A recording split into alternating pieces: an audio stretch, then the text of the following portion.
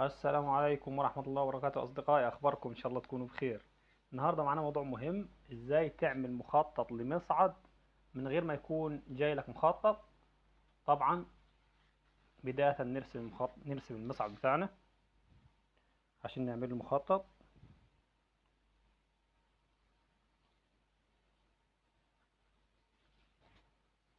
نقوله مثال مثلا إن المصعد ده هيكون 160 في 160.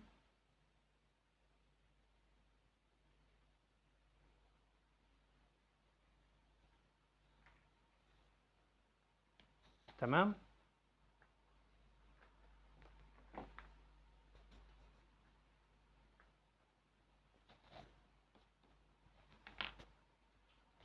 أول حاجة تعملها نقول مثلا ده 160 في 160. طيب، هنخلو يعني المخطط ده هيكون التجل بتاعه في الظهر. تمام. يعني التجل هيكون في ظهر ايه؟ في ظهر الكابينة هيكون تعليق مباشر، لان طبعا تفرق ان كان التجل في الجنب او التجل في الظهر، في فرق بينهم في التعليق وفي فرق بينهم في الرسم.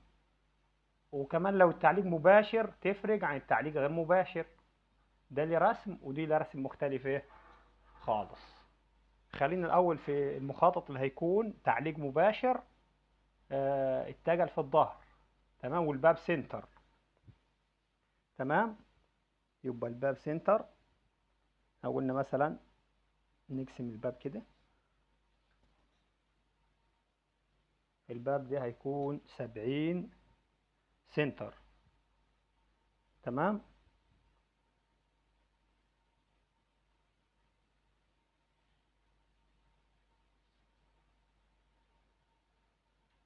نقول مثلا هنا 35 وهنا 35. يبقى الباب ده 70 ايه سنتر.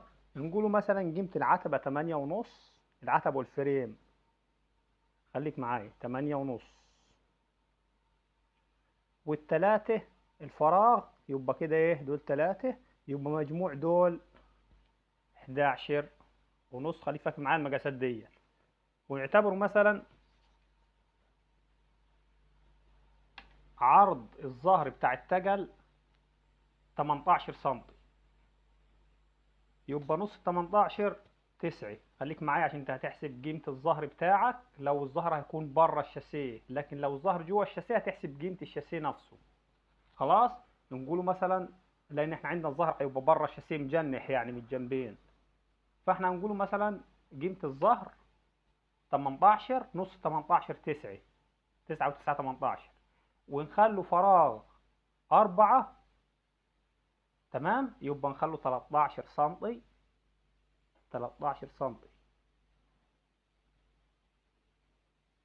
المسافة ديت هتكون 13 سم، اللي هي قيمة ايه؟ قيمة الظهر زائد 4 فراغ. يبقى في 4 فراغ، دول 4 سم فراغ اهم. وقيمة الظهر قلنا كام؟ 9 سم. يبقى 9 و4 13 سم. خلاص. وتيجي شد ايه؟ شدة خط كده. تمام. دي هيكون خط التجل بتاعك. المفروض مثلا كنت هتاخد الكابولي في الحيطه دي، البراكت مثلا هيكون في الحيطه ديت في الجنب او الجانب، يعني الكابولي يكون جانبي او خلفي على حسب الامكانيات المتاحه ايه المتاحه عندك. ممكن نقوله مثلا نعتبره التجل في الظهر، البراكت في الظهر. خلاص. يبقى ده البراكت وادي الخيط بتاع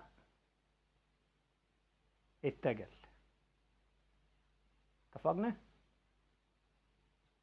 ادي العمود بتاع التجل. مثلا لو قلنا مثلا الدي بي جي بتاع التجل متر، مثال متر، يعني يمين 50 ويسار 50. خليك معايا، انا ماشي معاك خطوه خطوه اهو، عشان في ناس كتير سالتني ازاي اعمل مخطط المصعد من غير مخطط. انا بقول لك هتشوف بره لحد وش الكابينه كام، زي ما قلنا لحد وش الكابينه 11 سم ونص.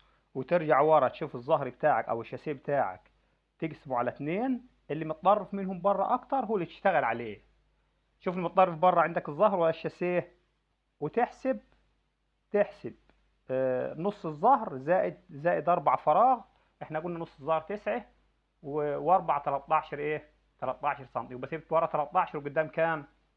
11 ونص. اتفقنا كده؟ وبعدين هتسيب 7 سم، ممكن تسيب 5 بس، لكن 7 ده معامل امان. تسيب التسعة بتوعنا الناحية التانية، ما انت خدت ناحية واحدة، تروح الناحية التانية برضو تسيب 9 و6 عشان تبقى برضو الأمور قريبة ليك. 9 و6 اللي هم الفراغ، تسيب 6 فراغ، 6 والتسعة اللي هم ايه بتوع الظهر، يبقى 15 سم. خلاص، يبقى جنب الحيطة 13 سم 9 و4، وجنب الكابينة عشان الأمان 9 و6 15 سم. يبقى 15 و13 28. عندك ورا 28، وعندك قدام 11 ونص. تمام كده؟ تحسب ال 11 ونص زائد 28، 39 سم ونص. 39 سم ونص، قول 40 سم. اتفقنا؟ قول 40 سم. 40 من 160، بقى عندك المفروض المسافة دي من أول هنا بعد الستة لحد هنا بعد التلاتة، اللي هو من وش الكابينة لآخر الكابينة، المفروض 120 ايه؟ 120 سم. طب هتعمل ايه؟ ال 120 سم دول هتقسمهم على 2، 60 يمين و60 شمال، وتشد ايه؟ وتشد الخيط بتاعك اللي هو هيكون خيط ايه؟ هيكون خيط الكابينة. تمام يا شباب؟ عرفنا نعمله ايه كده؟ هتشوف المسافة اللي ورا، قيمة الظهر زائد الفراغ، أيام ما يكون الفراغ ستة، احنا سيبنا 4 ورا، 4 و9 13، ومن قدام 9 و6 الفراغ اللي هو مسافة الأمام بين الكابينة والتقل، يبقى كام؟ 15. حسبنا ال 15 وال 13 ادانا 28، ومن قدام كنا سايبين 11 ونص بتوع الفريم بالعتبة اللي بره، والثلاثة الفراغ ادانا 11 ونص. جمعنا دول على دول وقسمنا على 2، ادانا 120. جمعنا دول على دول وخصمناهم من المقاس الكامل اللي هو 160، ادانا 120. ان احنا قلنا 40 39 ونص 11 ونص و28 39 ونص، قلنا 40 ناقص 160 يدينا 120. 120 تقسم على 2، 60 يمين و60 شمال، وتشد الخيط بتاع ايه؟ بتاع الكابينة. ادي مثلا شوف افضل براكت بالنسبة لك مثلا 5 6، شوف البراكت الموجود عندك كام، وتركب البراكت بتاعك. وبعدين العمود بتاعك يمين قد شمال في كل الحالات، البراكت يمين قد شمال، يمين قد شمال براكت التقل، ويمين قد شمال براكت الكابينة. يعني المفروض المسافة دي تكون قد المسافة ايه؟ قد المسافة دي. خلاص تمام كده؟ يبقى كده عمق الكابينة قلنا 120 سم. حلو.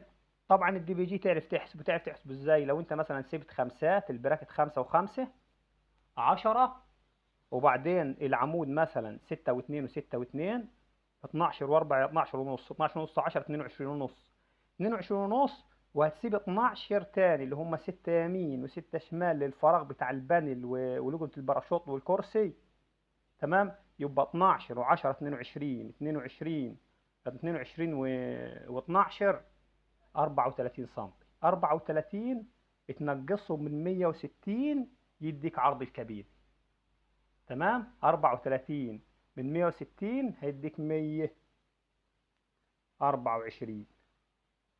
يبقى كده عرض الكابينة 124 وعمق الكابينة 120. تمام كده يا شباب؟ خلاص عرفت عرض الكابينة وعمق الكابينة، نزلت خطانة بتاعت العمود التقل وبتاع عمود الكابينة، خلاص خلصت الدنيا بالنسبة لك على كده.